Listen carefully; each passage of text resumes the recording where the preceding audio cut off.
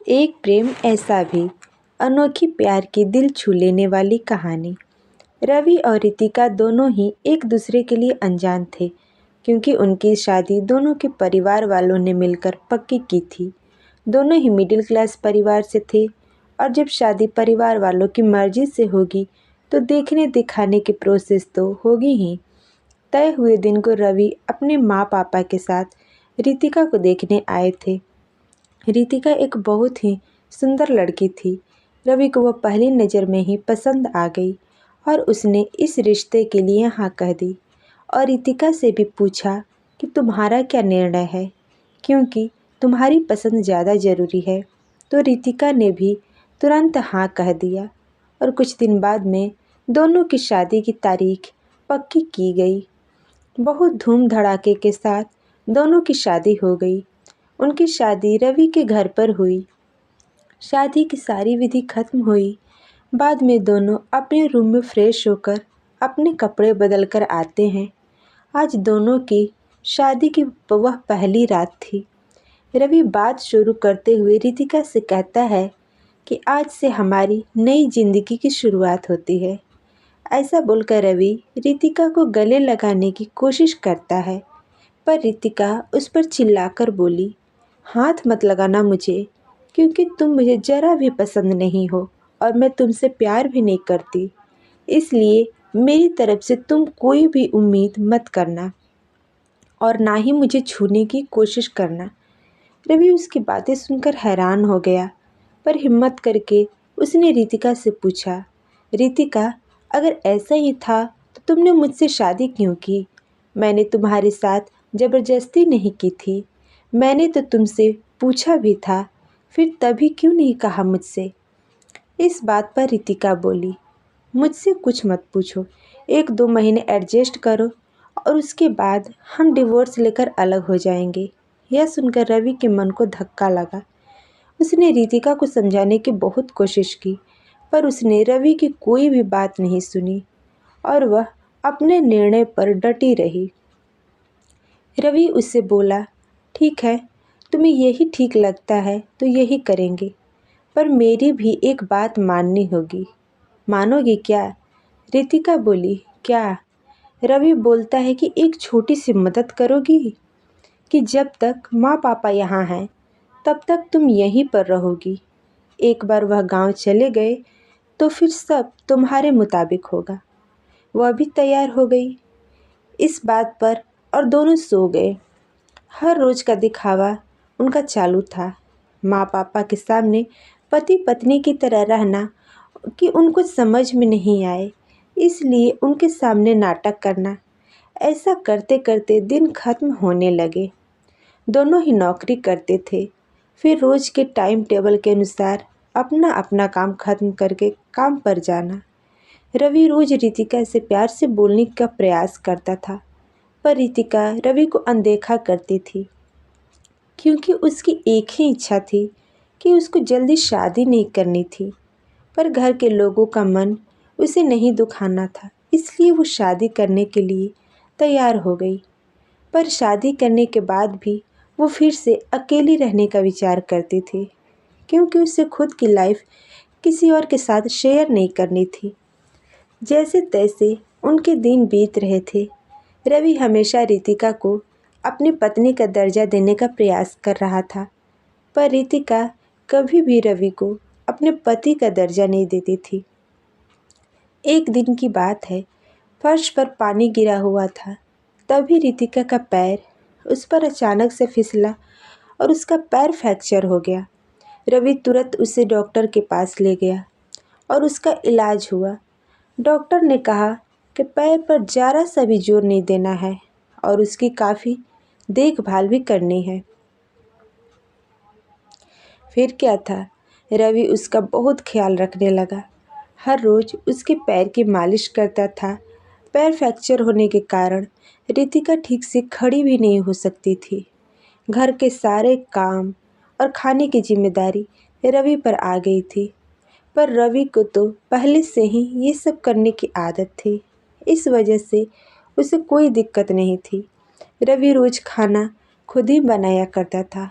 उसके माँ पापा भी उसके घर के काम में मदद करते थे। रोज काम पर जाने से पहले रवि रितिका के लिए नाश्ता और खाना बनाकर खुद के हाथों से उसे नाश्ता खिलाता और फिर वह अपने काम पर जाता था। टाइम पर उसे फ़ोन करके दवाई देने के लिए याद दिलाता था। काम पर जाने से पहले सबसे पहले उसके पैरों की मालिश करता था, उसे थोड़ा चलने के लिए मदद करता था।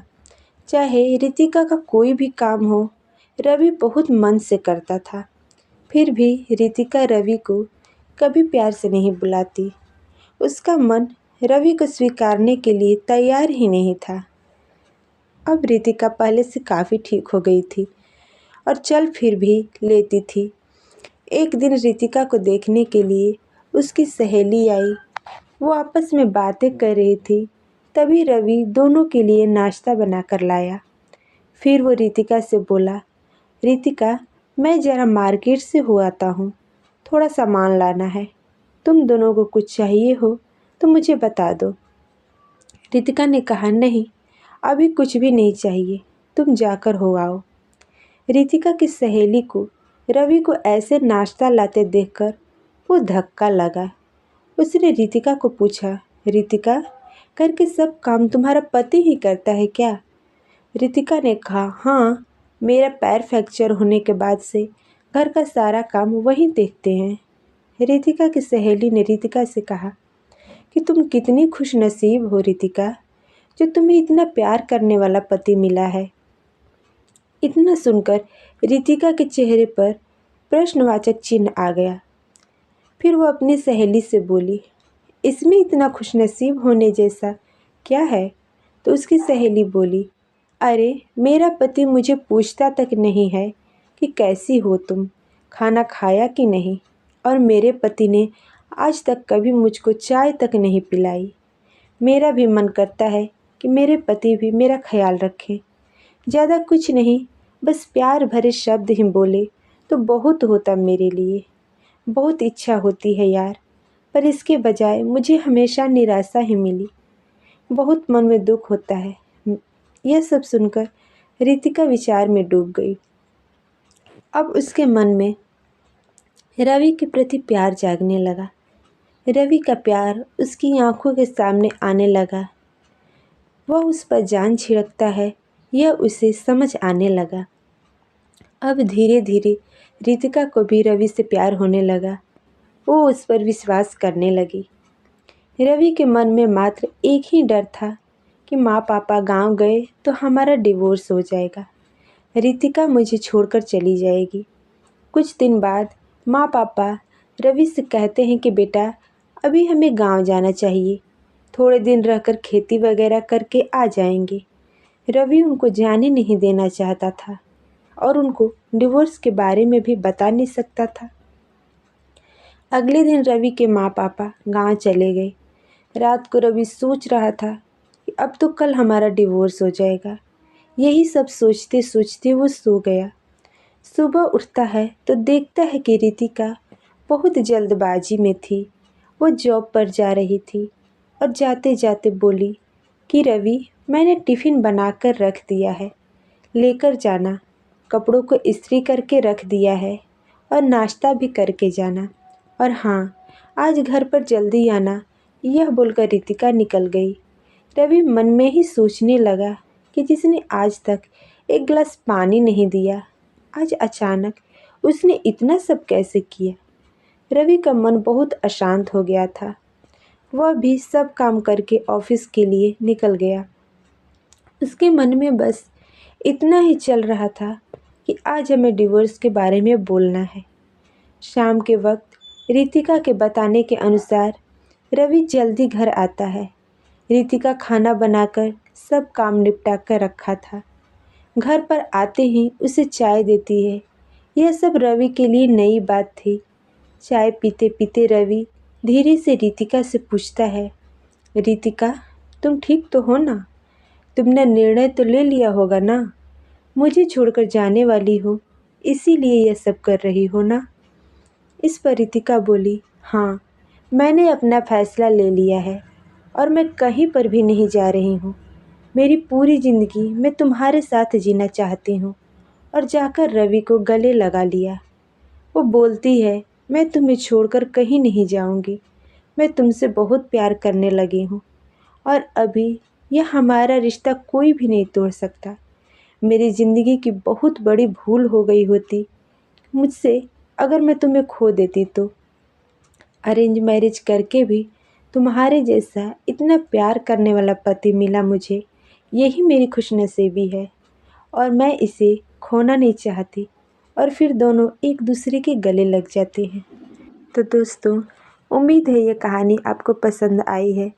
अगर कहानी पसंद आई है तो कमेंट करें और लाइक शेयर करें। हाँ, साथ ही हमारे चैनल को सब्सक्राइब करके बेल आइकन को ज़रूर दबा दें ताकि आपको हमारी कहानियाँ हरदम मिलती रहे। धन्यवाद।